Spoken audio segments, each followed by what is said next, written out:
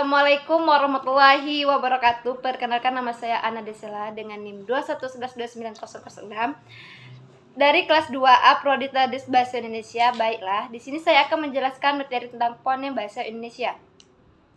Fonem adalah satuan bunyi bahasa terkecil yang dapat membedakan arti. Ilmu yang mempelajari tentang fonem disebut fonemik. Fonemik merupakan bagian dari fonologi. Fonologi ini khusus mempelajari bunyi bahasa. Untuk mengetahui satu fonem, harus diperlukan pasangan minimal. Contoh, harus, arus. H adalah fonem karena membedakan arti kata harus dan arus. Fonem dalam bahasa Indonesia terdiri atas vokal dan konsonan. Vokal adalah bunyi ujar yang tidak mendapatkan rintangan saat dikeluarkan dari paru-paru. Vokal dibagi menjadi dua, yaitu satu vokal tunggal yang meliputi A, I, O, E, O. Yang kedua adalah vokal rangkap yang meliputi Ai, Au, Oi. Konsonan adalah bunyi ujar yang dihasilkan dari paru-paru dan mengalami rintangan saat keluar. Contoh konsonan antara lain P, B, M, W, F, V, T, D, N, C, J, K, G, H. Konsonan rangkap disebut kluster. Contoh kluster pada drama, tradisi, film, modern. Perubahan fonem bahasa Indonesia bisa terjadi karena pengucapan bunyi. Ujar memiliki pengaruh timbal balik antara fonem yang satu dengan yang lain. Macam perubahan fonem antara lain. Satu, alofon adalah variasi fonem karena pengaruh lingkungan suku kata. Contoh, simpul-simpulan. Fonem U pada kata simpul berada pada lingkungan suku tertutup dan fonem U pada kata simpulan berada pada lingkungan suku terbuka. Jadi, fonem U mempunyai dua alofon, yaitu U dan U. Dua, asimilasi adalah proses perubahan bunyi dari tidak sama menjadi sama atau hampir sama. Contoh, moral, immoral, immoral. Ketiga, desimilasi adalah proses perubahan bunyi yang sama menjadi tidak sama. Contoh, sarjana menjadi sarjana. Yang keempat, diftonisasi adalah perubahan monofotong menjadi diftong. Contoh, anggota menjadi anggauta. Yang kelima, monoftoisasi adalah proses perubahan difton menjadi monoftong. Contoh, ramai menjadi rame. Yang keenam, nasalisasi adalah persanguan atau proses memasukkan huruf nasal n, m, eng-nya pada suatu fonem. Contoh, mi, em, pukul menjadi memukul. B. Membedakan dan melafalkan fonem bahasa Indonesia. Secara umum, bunyi bahasa dibedakan atas vokal, konsonan, dan semivokal. Perbedaan antara vokal dan konsonan didasarkan pada ada atau tidaknya hambatan proses artikulasi pada alat bicara. Yang kesatu, vokal. Bunyi vokal dibedakan berdasarkan posisi tinggi rendahnya lidah, bagian lidah yang bergerak, struktur, dan bentuk bibir.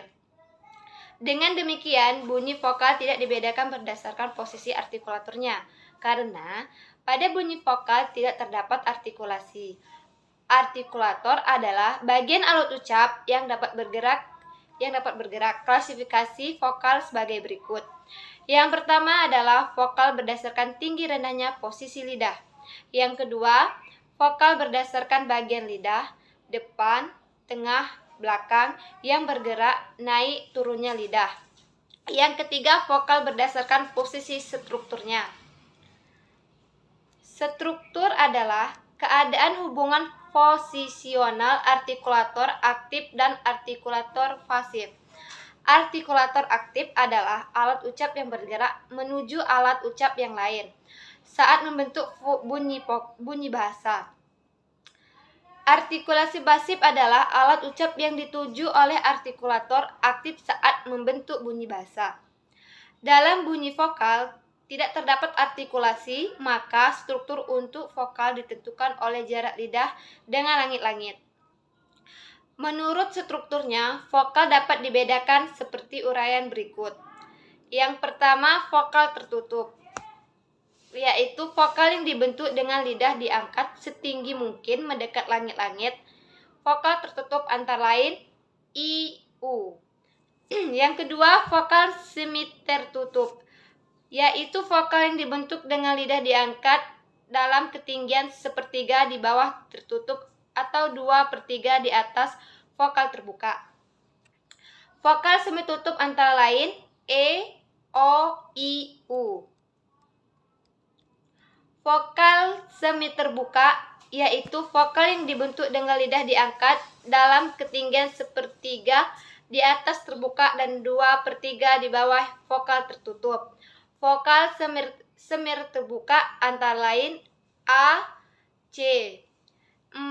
Yang selanjutnya vokal terbuka yaitu vokal yang dibentuk dengan lidah dalam posisi serendah mungkin, yaitu terbuka adalah A. Vokal berdasarkan bentuk bibir saat vokal diucapkan. Bunyi vokal dapat diucapkan dengan memanjangkan atau memendekkan vokal tersebut. Pemanjangan dan pemendekan pengucapan vokal dapat mengubah maksud pembicara. Pemanjangan vokal diberi tanda titik-titik di atas bunyi yang diperpanjangkan atau tanda titik-titik dua di samping kanan bunyi yang dipanjangkan. Contoh, frasa tatap muka, tatap muka. Bila vokal U dilafalkan pendek maka bermakna bertemu. Namun, jika vokal U dilafalkan memanjang, tatap muka, maka akan menimbulkan makna menatapmu dan bunyi K seakan-akan menghilang. Dalam kehidupan sehari-hari, pemanjangan dan pemendekan vokal jarang ditemui. Pemanjangan dan pemendekan vokal bisa ditemui dalam dunia hiburan seperti pada dagelan atau acara humor dan komedi.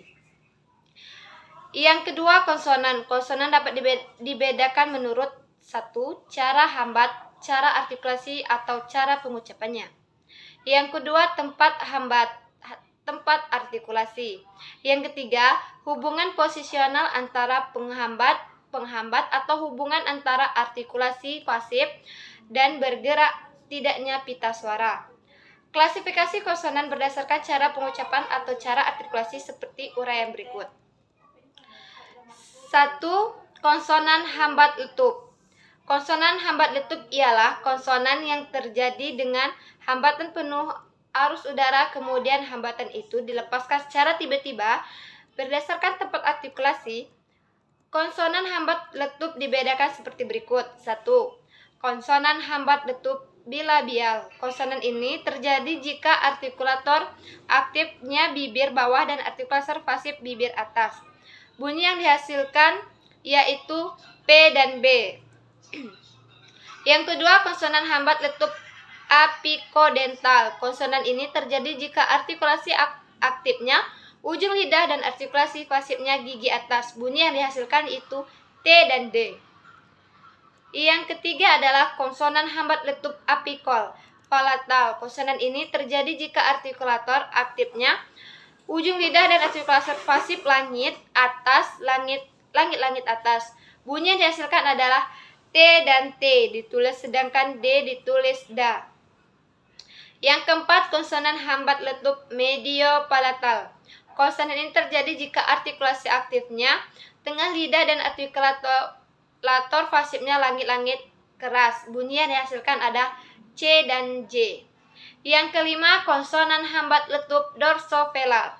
Konsonan ini terjadi jika artikulator aktifnya pangkal lidah dan artikulator pasif langit-langit lunak, langit-langit bawah. Bunyi yang dihasilkan adalah K dan G. Yang keenam adalah konsonan hamzah. Konsonan ini terjadi dengan penekanan rapat yang satu terhadap yang lain pada seluruh pita suara. Langit-langit lunak beserta anak tekak ditekan ke atas sehingga arus udara terhambat beberapa saat. Selanjutnya adalah konsonan nasal. Konsonan nasal ialah konsonan yang dibentuk dengan menghambat rapat menutup jalan udara dari paru-paru menuju rongga hidung. Bersama dengan itu, langit-langit lunak beserta anak tekaknya diturunkan sehingga udara keluar melalui rongga hidung. Berdasarkan tempat artikulasinya, konsonan nasal dibedakan sebagai berikut. Yang ke-1, konsonan nasal bilabial. Konsonan ini terjadi jika artikulator aktif bibir bawah dan artikulator pasifnya bibir atas nasal yang dihasilkan adalah M. Konsonan yang kedua adalah konsonan nasal mediopalatal. Konsonan ini terjadi jika artikulator aktifnya tengah lidah dan artikulator pasifnya langit-langit keras. Yang dihasilkan adalah N. Yang ketiga adalah konsonan nasal apico-alveolar. Konsonan ini terjadi jika artikulator aktif ujung lidah dan artikulator pasifnya gusi. Yang dihasilkan adalah M. Yang keempat adalah konsonan nasal dorsovelar. Konsonan ini terjadi jika artikulator aktifnya pangkal lidah dan artikulator pasifnya langit-langit lunak. Yang dihasilkan adalah H. Konsonan paduan adalah konsonan yang hampir sejenis khusus. Tempat artikulasinya ialah ujung lidah dan gusi belakang. Bunyi yang dihasilkan TC, DC, bunyi TC ditulis CH, sedangkan bunyi DC ditulis DG.